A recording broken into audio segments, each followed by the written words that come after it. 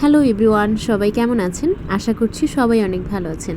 বেশ কিছুদিন আগে আমি এবং আশিক দুজন মিলে একদিন ট্যুরে গিয়েছিলাম। ট্যুর বলতে দুজন মিলে একটু বাইরে কোথাও ঘুরতে গিয়েছিলাম পুরো একটা দিনের জন্য।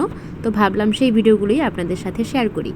যেহেতু পুরো দিনের একটা ট্যুর এবং আমরা বেশ মোটামুটি অনেকটা জায়গা ঘোরার চেষ্টা করেছি, তো আমি পার্ট বাই পার্ট ভিডিওগুলো আপনাদের সাথে শেয়ার করব। বৈশাখ উপলক্ষে ঢাকা ইউনিভার্সিটিতে চারুকলা একাডেমিতে বেশ ভালো একটা মেলা হচ্ছিল বড়সড়। তো ভাবলাম এখান থেকেই আমাদের ঘোরাটা শুরু করি। নর্মাল মেলাগুলোতে যা যা থাকে সব কিছুই ছিল, সব থেকে ইউনিক লেগেছে হচ্ছে বায়োস্কোপ। এবং আমি আমার জীবনে কখনোই আসলে বায়োস্কোপ দেখিনি, শুধু শুনেছি। তো আশিক বলল যে এখানে যেহেতু আছে তুমি একটু দেখে নাও।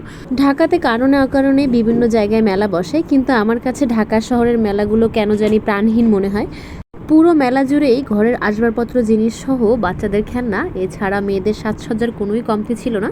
এছাড়াও একটু সময় নিয়েও চারুকলা একাডেমির ভেতরটা ঘুরে দেখছিলাম। যেহেতু ভিডিও করা বা ছবি তোলার কোনো অনুমতি নেই, তাই আমি ইচ্ছা করেই আসলে ভিডিও বা ছবি কিছুই তুলিনি।